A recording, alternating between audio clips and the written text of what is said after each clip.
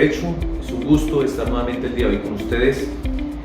Espero que todo el material que estamos subiendo a nuestro canal de YouTube y a la fanpage haya sido de gran ayuda para ustedes. Hoy un tema nuevo y que espero que sea de todo su agrado, que es el proceso ejecutivo hipotecario y la adjudicación especial de la garantía real. Dos temas supremamente importantes, muy utilizados en la vida judicial. Vamos a entrar en tema.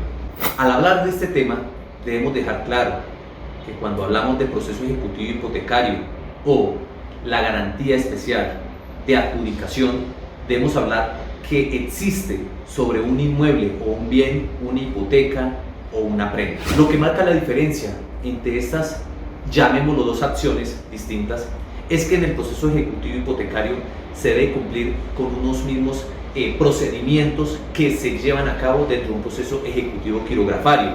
Esto es, que desde el momento en que se presenta la demanda, el demandante pide que se libre mandamiento de pago, se notifica a la parte demandada, se llevan a cabo las excepciones, se decreta el embargo y secuestro del inmueble, se decreta el avalúo del bien, se presenta una sentencia, una liquidación y posteriormente se señala fecha de remate.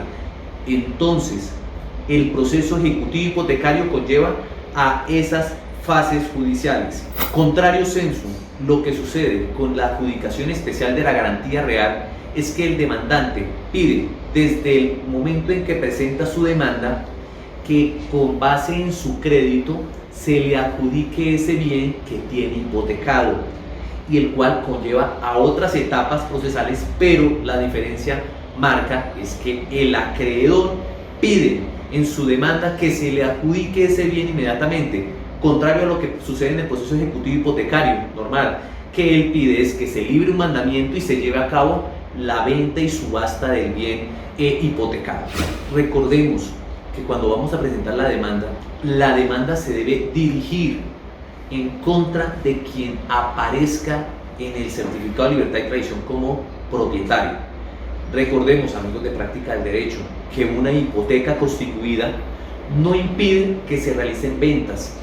Lo que sucede es que quien compra, estando el bien hipotecado, va a asumir esa responsabilidad de esa obligación. Razón de ello, el Código General del Proceso establece que se debe demandar a la persona que funge como propietaria en el inmueble, y para eso pide que se pida un certificado de libertad y tradición sobre el inmueble con un mes de antelación. ¿Para efectos de qué? Pues precisamente para observar quién es el propietario del inmueble y contra quién se va a dirigir la demanda. ¿Qué es indispensable al llegar para el proceso ejecutivo hipotecario? Recordemos que lo que estoy planteando en este momento es el proceso ejecutivo hipotecario. Posteriormente vamos a hablar de la adjudicación de la garantía real. ¿Qué se debe llegar al proceso ejecutivo hipotecario? La escritura mediante la cual se constituyó esa hipoteca, ¿sí? Y que preste mérito ejecutivo y que sea primera copia, elemental e indispensable. También se deben llegar los títulos, valores sobre los cuales se haya también respaldado esas garantías. Además, deben llegarse los títulos, valores también que se encuentren firmados por el deudor. Recordemos que la hipoteca responde por todas las acreencias que ese deudor obtenga. Entonces puede existir la hipoteca abierta, sin límite, y existen otros títulos, valores firmados por el mismo deudor. Esos títulos, valores, si yo los quiero hacer valer dentro de la demanda, debo incluirlos como títulos para que el juez me libre el mandamiento de pago también con base, y que sea la hipoteca la que garantice el pago de esas obligaciones. Entonces, elemental, si hay títulos, valores, a llegarse dentro de la demanda. Y el certificado de libertad y tradición es pedido no mayor a un mes. Cuando se llega al certificado de libertad y tradición, y si se observa por parte del apoderado demandante, observa pedir el certificado y aparece un embargo, porque recordemos que la hipoteca no impide el embargo de otro proceso. ¿Sí? Lo que pasa es que tiene prelación la hipoteca. Entonces, si sacamos un certificado de libertad y tradición y observamos que existe un embargo, le corresponde al demandante realizar un juramento de que ha sido o no llamado en garantía de ese proceso del cual se embargó ese inmueble. Entonces, amigos de práctica, si yo pido como abogado que voy a iniciar el proceso, en el proceso ejecutivo hipotecario, pido el certificado antes de presentar mi demanda y observo que hay un embargo, debo informarle dentro de la demanda al juez que no he sido llamado o que sí he sido llamado y presento esa demanda en virtud de ese llamamiento que me hicieron en ese proceso. Cuidado, amigos de práctica del derecho, y hago un paréntesis aquí. Recordemos que cuando se inicia un proceso ejecutivo normal, ¿sí?, con un título quirografario y se pide el embargo de un bien hipotecado, en este proceso ejecutivo normal, cuando se decreta el secuestro, ustedes han visto que una vez se embarga el inmueble, para decretar el secuestro el juez pide que se le allegue el certificado de libertad y tradición donde se observe que aparece el embargo. En ese evento el juez observa esa situación y ahí es donde ordena citar al acreedor hipotecario, ¿sí? Y ahí es donde lo cita a para que haga valer su derecho. Ya vamos a hablar sobre cuál es el término y cómo debe actuar este acreedor ejecutivo hipotecario en su proceso. Amigos de práctica del derecho, ¿y por qué es que el artículo 468, párrafo 5 del numeral primero establece que se debe informar en la demanda sobre si ha sido o no citado en el otro proceso? Porque él le exige al acreedor hipotecario que bajo la gravedad de juramento se haga eso. Pues se debe a que el artículo 462 del Código General del Proceso establece que una vez llamado ese acreedor hipotecario, él tiene y cuenta con 20 días hábiles a partir de la notificación para que presente su demanda como acreedor hipotecario, bien sea en el proceso donde fue llamado o contrario a ello lo presente en proceso separado. 20 días a partir de la notificación, independientemente que el deudor esté al día, tiene que hacer valer su derecho. Entonces, una vez se le notifica por parte de ese juzgado, se le notifica del llamamiento que se le hace, él cuenta con 20 días a partir de ese momento para hacer valer su derecho. Y esos 20 días, ¿qué pasa? Que lo puede hacer en dos opciones: o en el mismo proceso donde fue citado, presentar su demanda, o contrario, presentarlo en otro juzgado, otra demanda por aparte. ¿Qué pasa si se pasan esos 20 días? Transcurridos esos 20 días sin que haya hecho valer su derecho, el acreedor hipotecario solamente puede hacer valer su derecho en el proceso en que fue citado. Entonces observamos la importancia por la cual se exige de que se haga esa manifestación al momento de presentarse la demanda, para que el juez observe si esos 20 días ya transcurrieron o no. Entonces es muy importante manejar esto, porque de presentar una demanda después de los 20 días en un juzgado diferente, el juzgado posiblemente nos va a rechazar la demanda, ¿sí?, porque él ya debe hacer valer su derecho, que es en el proceso ejecutivo principal. Ojo, amigos de práctica del derecho, nuevo paréntesis frente al proceso ejecutivo hipotecario. Recordemos que cuando iniciamos un proceso ejecutivo quirografario que no sea hipotecario, ¿sí?, normal, que se embargue un bien que está hipotecado, demandante dentro de este proceso ejecutivo quirografario debe notificar de forma personal al acreedor hipotecario, es decir, vamos a cumplir con las exigencias del artículo 291 y 292 del Código General del Proceso. Hay que notificarle ese auto mediante el cual el juez ordenó citarlo y llamarlo como acreedor hipotecario.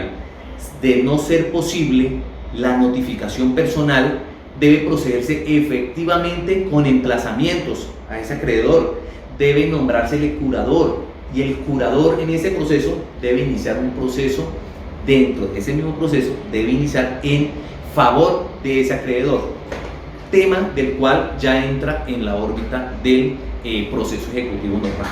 Como lo manifesté, el proceso ejecutivo hipotecario sigue un trámite normal como si fuera un proceso ejecutivo quirografario o un ejecutivo normal.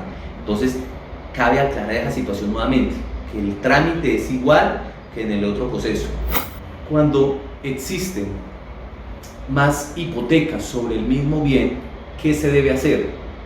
Entonces, amigos de práctica, si observamos que en el certificado de libertad de tradición aparece una hipoteca de primer grado y aparece otra, ¿sí?, el juez cuando se presente la demanda, en el auto que libra mandamiento de pago, ordena citar a ese otro acreedor. Aquí ya no hablamos de que esté embargado, no. Aquí hablamos de que existen varias hipotecas sobre ese mismo inmueble. El acreedor que demande de primeras, ¿sí?, demanda, el juez, al observar la demanda, al librar el mandamiento de pago, debe citar a ese acreedor hipotecario, segundo acreedor hipotecario, para que haga valer su derecho dentro de los 10 días siguientes a la notificación. Entonces, cuidado, porque cuando hay dos acreedores sobre un mismo inmueble, obligatoriamente el juez, dentro del auto que libra el mandamiento de pago, debe citar a ese acreedor hipotecario dentro de los 10 días siguientes. ¿Para qué? Para que dentro de esos 10 días siguientes ese acreedor también hipotecario haga valer su derecho y formule la demanda dentro del mismo proceso. ¿Qué pasa? Que una vez el acreedor hipotecario comparece dentro de esos 10 días y presenta su demanda, el juez libra otro mandamiento de pago, pero incluyendo ambas obligaciones. Entonces, muy atentos con esa situación, que es una figura que trae. Esta situación, el llamamiento de estos acreedores y el mandamiento que acabo de explicar, se encuentra consignado en el artículo 468, numeral 4 del Código General del Proceso. Esta figura entonces, ¿qué trae? Primero, que en el mandamiento inicial se debe citar a ese acreedor hipotecario para que comparezca dentro de los 10 días. El acreedor citado cuenta con 10 días para hacer valer su derecho. Citados los acreedores y una vez que comparecen, se tramita conjuntamente todas las demandas. En la sentencia que ordena seguir adelante la ejecución, ¿sí?, se fija cuáles son las hipotecas de prevalencia, cuál prevalece inicialmente antes que la otra, y también se condena en agencias en derechos a favor de cada acreedor. ¿Qué pasa si ese acreedor hipotecario no comparece dentro de los 10 días?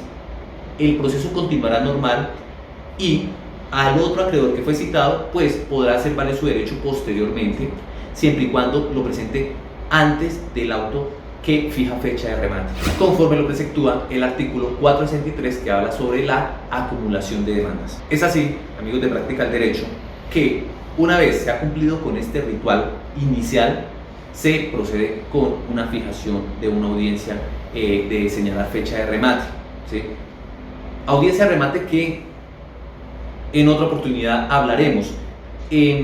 Vamos a empezar hablando con el proceso ejecutivo hipotecario en este video. Voy a subir próximamente otro ya hablando propiamente de la adjudicación especial de la garantía real y hablaré de la diligencia de remate, la cual es muy elemental y tiene muchos detalles de los cuales hay que aprender al momento de que se realiza una diligencia de remate, que es importante tanto para una parte como para la otra. Cómo se puede defender el demandado en el momento de la diligencia de remate, o el apoderado mismo cómo puede hacer valer esos derechos en la diligencia de remate, que debe observar formalidades, ritualidades antes de las publicaciones. Es muy importante. Y vamos a hablar sobre el demandante, cómo debe hacer sus publicaciones, qué debe tener cuidado en ello. Ahora, con el decreto 806, cómo debe formalizarse esas situaciones de la diligencia de remate. Amigos de Práctica del Derecho, vamos a subir y vamos a empezar entonces en el próximo video a hablar sobre la adjudicación a la garantía real y vamos a complementar todo lo dicho para que ya nos quede un poco más claro. Quería iniciar con estos tips que son elementales al iniciar el proceso ejecutivo hipotecario. Espero, amigos de Práctica del Derecho, sigan suscribiendo a mi canal. Vamos a subir mucho más contenido a nuestra fanpage. También vamos a subir formatos, minutas que les puede ser de gran ayuda para ustedes. Amigos de Práctica del Derecho, saludos para todos ustedes. Gracias.